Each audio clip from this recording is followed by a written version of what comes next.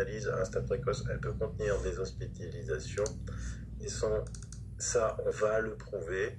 Je retweete aussi Austère Elisabeth, que je vous recommande de suivre. Notre ministre Véran, si prolixe, ferait mieux d'expliquer pourquoi en France il y a 40,48 morts pour 100 000 habitants et moins de 12 en Allemagne. Juste là, à côté là. C'est vrai qu'ils n'ont jamais interdit l'hydroxychloroquine et qu'ils ont testé et isolé. Trop complexe à faire. Donc évidemment, ça pose beaucoup de questions et les réponses ne peuvent s'obtenir que devant la justice.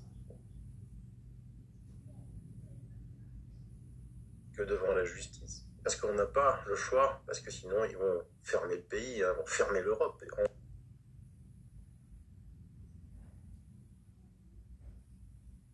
On va regarder ce qui se passe au Canada. Les gens sont en train de trembler de plus en plus. Ils ont peur à cause de ce gouvernement.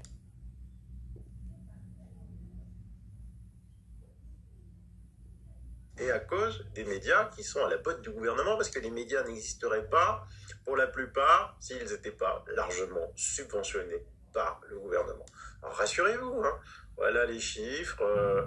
Alors en juin, il y a eu 44 000, 45 000 morts en 2018, 2019 46 000, en 2020 46 000. En juillet, 46, 48, 48, 46. On a baissé.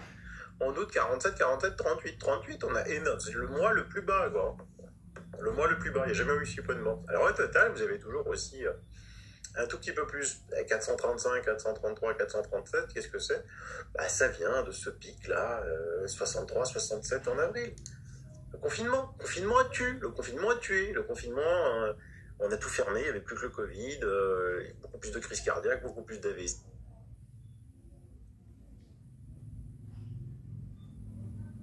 Les gens ne se rendaient plus dans les hôpitaux pour se faire soigner, traiter leurs maladies longues.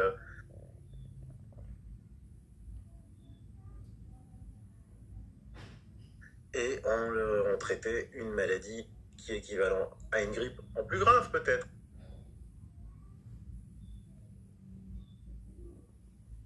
Pour les personnes avec des comorbidités, on leur disait de rester à la maison, de prendre du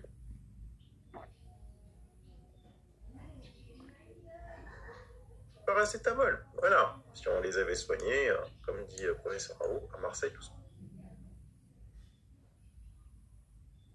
se passe bien.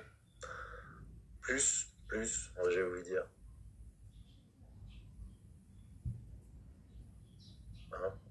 Il y a des personnes qui sont mortes, on a mis le tampon Covid. Vous savez bien que c'est pas vrai.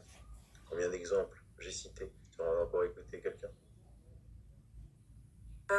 Quelle était la moyenne d'âge des défunts? Est-ce que vous... En tout cas, moi, ce que j'ai constaté dans tous mes clients, les 3/4, c'était des personnes vraiment très âgées. 80 ans plus et voire plus. C'était peut-être un peu moins de temps en temps, mais c'était quand même bien autour des 80 ans. Les octogénaires, d'accord. Vraiment, c'était des personnes âgées, c'était pas des jeunes. Non, en tout cas, moi, à ma connaissance, il n'y en a pas eu dans mes clients. Quand je dis mes clients, c'est les pompes funèbres. J'ai pas eu de cas rapportés, sauf certains, mais c'était des suspicions de coronavirus et pour le coup, c'était pas des coronavirus du tout. Oui, parce que je rappelle que ce sont les pompes funèbres qui font appel à vous. Vous êtes thanatopracteur, voilà. Vous avez un sacré métier quand même. Quel courage. Et donc, vous n'êtes pas salarié des pompes funèbres, vous êtes... Alors, moi, je ne suis pas salariée, mais il y a des salariés. D'accord. Voilà. Mais moi, du coup, comme les soins de conservation étaient interdits sur les coronavirus, et que quasiment tout est passé coronavirus, il faut savoir qu'on a eu des affaires rapportées par des familles, des cancers en phase terminale, étiquetés coronavirus. Il y a eu des personnes... J'ai eu même un client qui m'a raconté qu'une personne était tombée dans les escaliers, ils ont marqué coronavirus, ça n'avait rien à voir, un accident de voiture, coronavirus. Il y a tellement de choses qui sont passées là-dedans. Et l'inverse aussi, par contre. Il y a eu des cas de coronavirus qui n'ont pas été détectés, qui ont été étiquetés crise cardiaque, par exemple. L'inverse aussi, mais beaucoup moins, je pense. Donc la famille d'un défunt qui décède le défunt décède d'un arrêt cardiaque ou de vieillesse ou je ne sais quoi, est étiqueté coronavirus, donc on vous empêche de faire les soins sur ces cas-là. Voilà, surtout, on vous empêche sur tous les défunts de faire les soins. Quand c'est marqué coronavirus, ça c'était à partir du mois de mars. Oui, mais en avril, vous m'avez dit... Et en avril, là, l'interdiction s'est étendue en fait sur tous les défunts. On avait c'est juste habiller les défunts. Savoir, il y a des défunts qui ont besoin de soins. D'accord. On n'a pas le choix, on ne peut pas les présenter autrement. Bien entendu. Alors ça n'a duré qu'un mois parce qu'ils se sont rendus compte, je pense, de la grosse bêtise, parce qu'on a eu des catastrophes dans des funérariums où des pompes funèbres étaient obligées de présenter des défunts qui n'étaient pas atteints du coronavirus, mais sans soins. Vous avez compris? Tout ça, c'est pour transmettre le virus de la peur par les médias de la peur. Alors, vous allez me dire, mais pourquoi faire? Et si vous n'avez pas encore compris. New technologies that give governments the capacity to impose controls on populations that have never been imagined before in human history by any tyrant in history. We have 5G, which has created a surveillance state. 5G is not here for your benefit. It's not here so that it's going to make your life better because you can download your video game in 6 seconds rather than 29. The only reason for 5G is because it allows these big data companies run by Bill Gates and Mark Zuckerberg and Jeffrey Bezos to harvest our data, to listen to your conversations on your cell phone. They've always been able to do that, but there was no way for them to transport that data, to subject it to analytics, and then to monetize it and to sell it. Bill Gates today is building a city in Arizona, 80,000 people, with a data center that will be able to take all of this new data, the data on your Alexis in your home. You think that Alexis is working for you? Alexis isn't working for you. She's spying on you.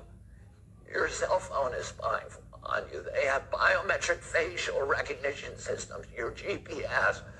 All the satellites that Bill Gates brags that his satellites will be able to monitor every square inch of the planet 24 hours a day. They're going to know, and then they have another innovation, which is digital currency. And once they have digitalized our currency and gotten rid of the cash economy, they have absolute control over us because they'll be able to tax every transaction.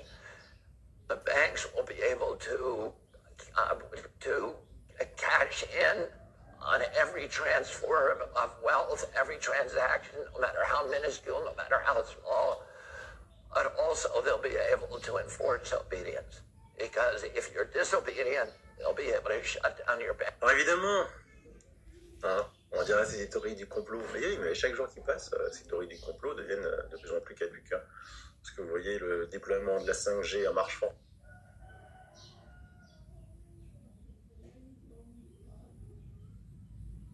Alors que rien ne l'obligeait, même pendant le confinement. Vous avez bien vu que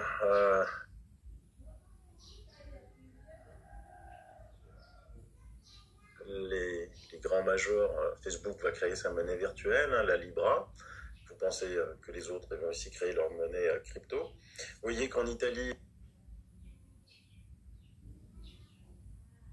on supprime l'argent liquide, soi-disant pour échapper au marché noir.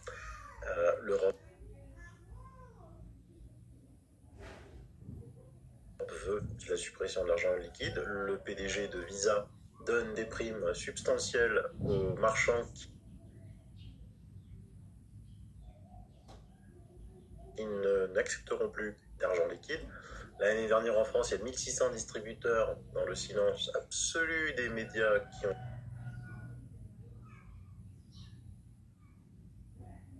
été distributeurs de billets qui ont été supprimés en France, et ça va continuer. Ça va continuer.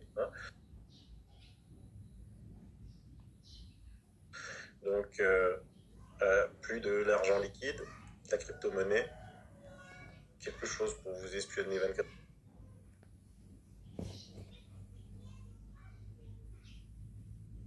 sur 24, le vaccin biométrique dessus, il y a déjà l'application Stop Covid, ça sert à tout.